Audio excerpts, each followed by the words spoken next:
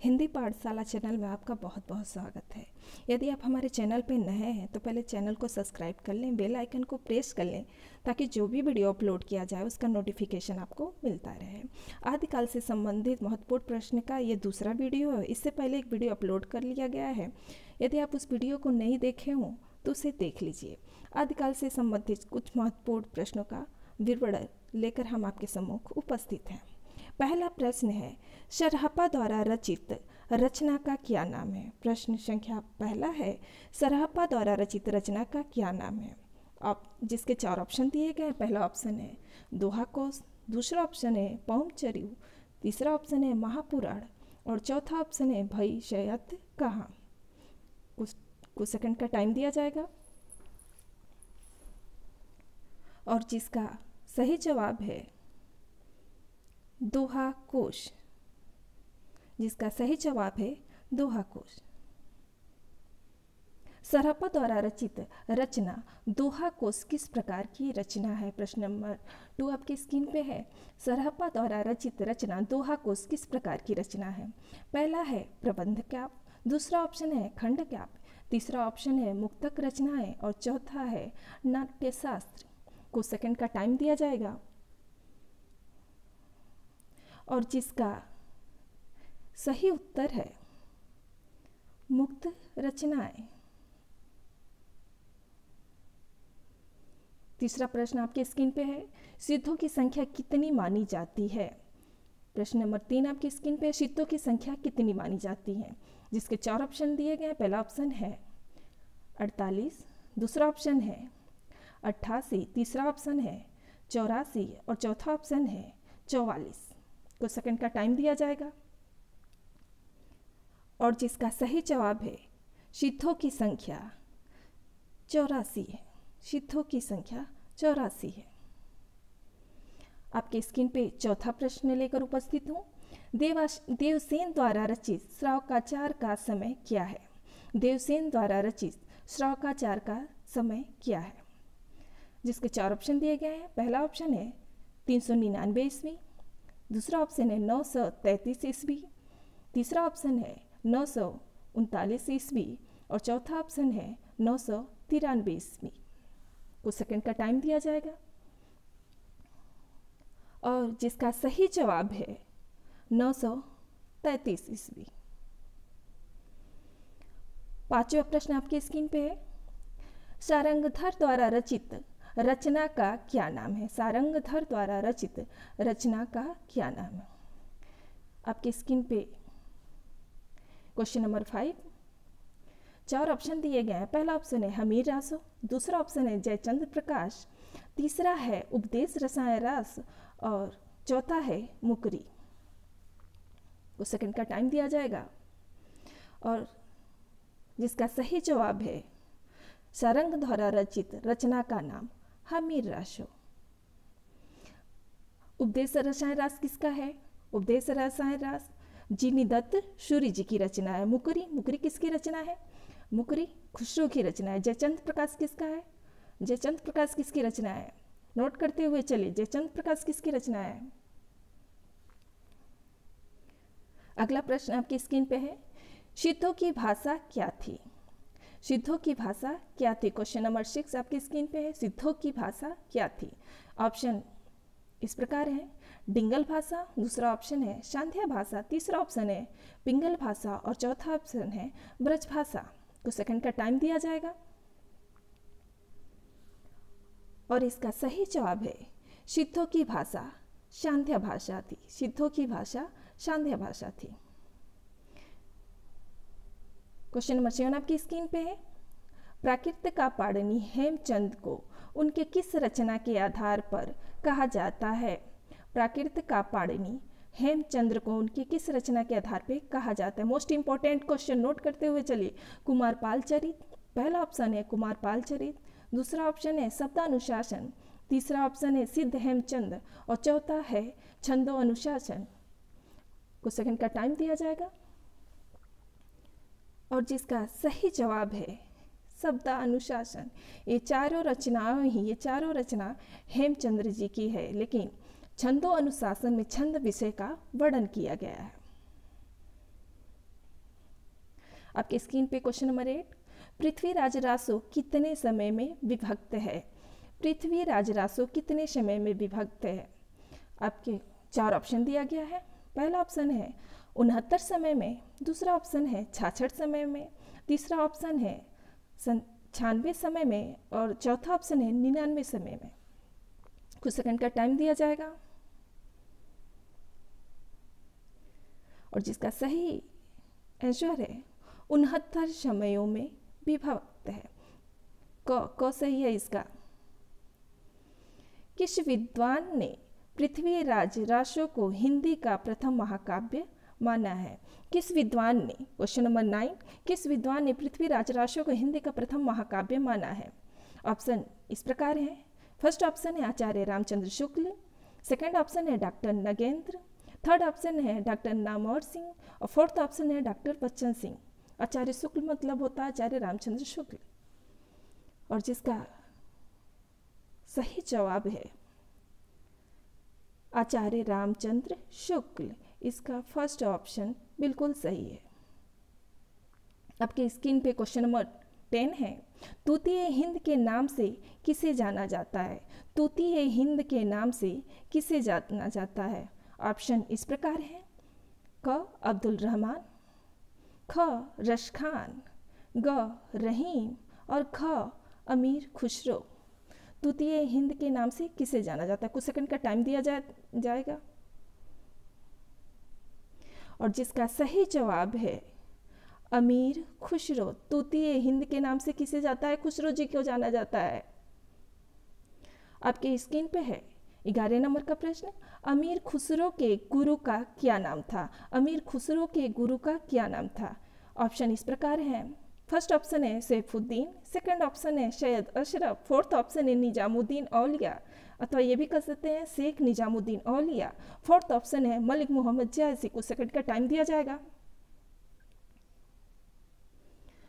और जिसका सही आंसर है शेख निजामुद्दीन औलिया, शेख निजामुद्दीन औलिया।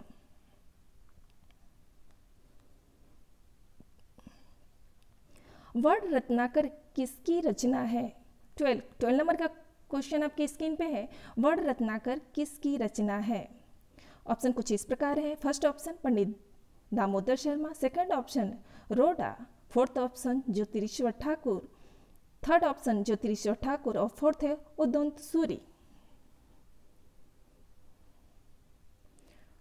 और जिसका सही जवाब है वर्ण रत्नाकर ज्योतिरीश्वर ठाकुर की रचना है। वर्ण रत्नाकर किसकी रचना है? वर्ण रत्नाकर ज्योतिरीश्वर ठाकुर जी की रचना है। आपकी स्क्रीन पे प्रश्न नंबर 30 लेके उपस्थित हूँ। सिद्ध साहित्य में ह और ठ शब्द का क्या अर्थ है? सिद्ध साहित्य में ह और ठ शब्द का क्या अर्थ है? जिसके ऑप्शन इस प्रकार है। फर्स्ट ऑप्शन है ह और ठ का अर्थ सूर्य, सेकंड ऑप्शन है ह और ठ का अर्थ चंद्र है, थर्ड ऑप्शन है उपरोक्त दोनों और फोर्थ ऑप्शन है ह का अर्थ सूर्य और ठ का अर्थ चंद्रमा है। ह का अर्थ सूर्य और ठ का अर्थ चंद्रमा है। कुछ सेकंड का टाइम दिया जाएगा और जिसका सही जवाब है घ, फोर्थ ऑप्शन बिल्कुल सही है। फोर्थ ऑप्शन बिल्कुल सही है। 14 क्वेश्चन आपके स्क्रीन पे है, परमाल रासों के रचनाकार का नाम बताइए। परमाल रासों के रचनाकार का नाम बताइए। ऑप्शन कुछ इस प्रकार है। फर्स्ट ऑप्शन है जगनी, सेकंड ऑप्शन है विद्यापति, थर्ड ऑप्शन है नरपतिनाल और फोर्थ ऑप्शन है दलपति विजय। कुछ सेकंड का टाइम दिया जाएगा और जिसका सही जवाब है जगनिक। जिसका सही जवाब है जगनिक। परमाल रासो रचना का क्या नाम है? परमाल रासो। परमाल के लिए रात भर जगना पड़ेगा। ट्रिक बना लीजिए, परमाल रासो, परमाल के लिए रात भर जगना पड़ेगा। आगे आपकी स्क्रीन पे 50 नंबर का क्वेश्चन है, जगनी द्वारा रचित परमाल रासो को सर्वप्रथम किस नाम से जाना जाता था?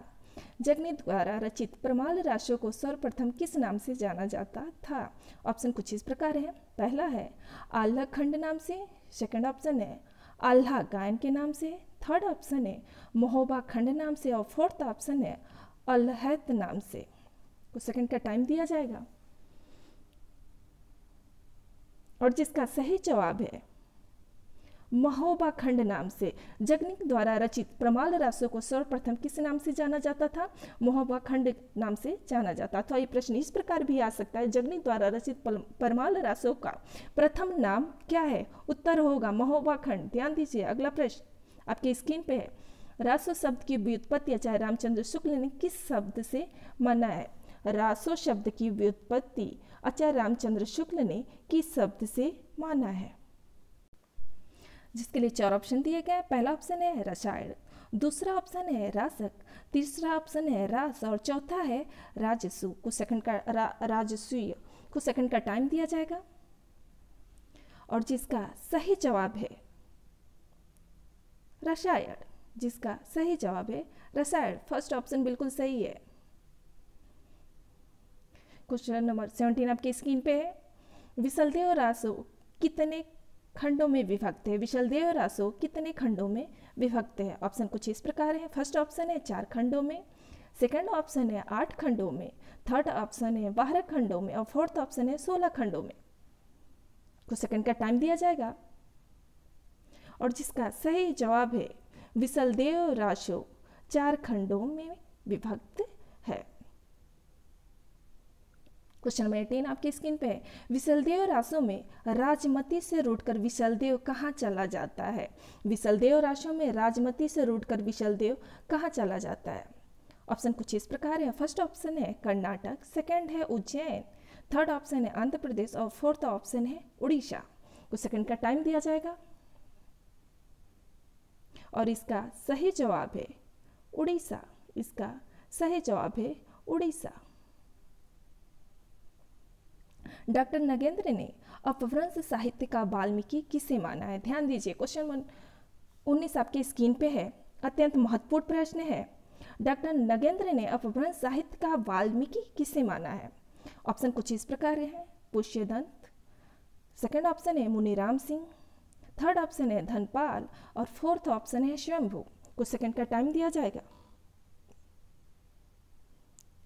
और जिसका सही जवाब है स्वयंभू। स्वयंभू को डॉक्टर नगेंद्र ने अपभ्रंश साहित्य का वाल्मीकि कहा है। स्क्रीन क्वेश्चन नंबर 20 आपके स्क्रीन पे है। पुष्यदंत को उनकी किस रचना के आधार पर अभिमान मेरु कहा जाता है? पुष्यदंत को उनकी किस रचना के आधार पर अभिमान मेरु कहा जाता है?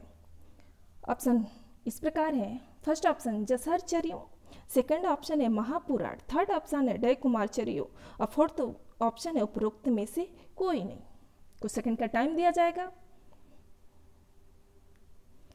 और जिसका सही जवाब है महापुराण। महापुराण के आधार पर पुष्यदंत को अभिमान मेरु कहा गया है।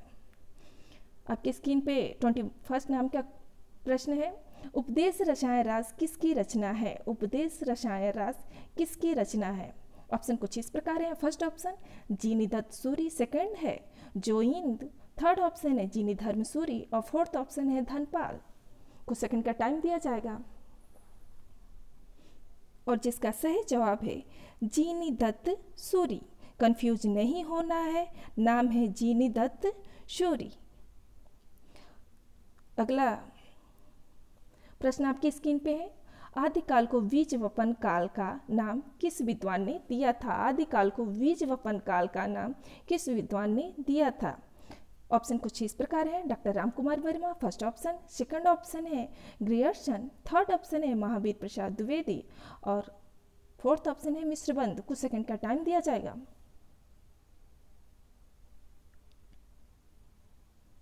और जिसका सही जवाब है महावीर प्रसाद द्विवेदी। महावीर प्रसाद द्विवेदी ने आदिकाल को बीजवपन काल नाम दिया था।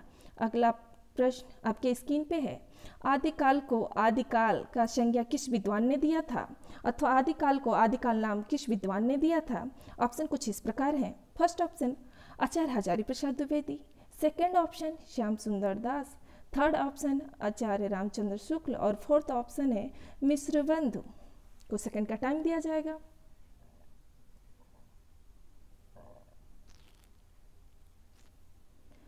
और जिसका सही जवाब है आचार्य हजारी प्रसाद द्विवेदी। जिसका सही जवाब है आचार्य हजारी प्रसाद द्विवेदी का ऑप्शन बिल्कुल सही है। 24 नंबर का प्रश्न आपके स्क्रीन पे है। पाहुड़ दोहा किसकी रचना है? पाहुड़ दोहा किसकी रचना है? 4 ऑप्शन दिए गए। फर्स्ट ऑप्शन है महंत मुनि, सेकंड ऑप्शन है मुनिराम सिंह, थर्ड ऑप्शन है देवसेन और फोर्थ है पद्म कीर्ति। कुछ सेकंड का टाइम दिया जाएगा।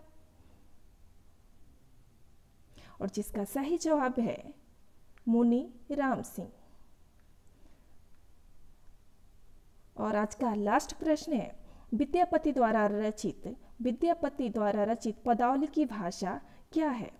जिसके ऑप्शन कुछ इस प्रकार दिए गए हैं। फर्स्ट ऑप्शन है अवधी भाषा, सेकंड है खड़ी बोली, थर्ड है ब्रज भाषा और फोर्थ है मैथिली भाषा। कुछ सेकंड का टाइम दिया जाएगा। और जिसका सही जवाब है मैथिली भाषा। जिसका सही जवाब है मैथिली भाषा। आपको वीडियो कैसा लगा? अगर वीडियो अच्छा लगा हो तो लाइक करना मत भूलें। आपका लाइक ही हमारी एनर्जी है। कल फिर मिलेंगे नए वीडियो के साथ। तब तक के लिए धन्यवाद। आज बस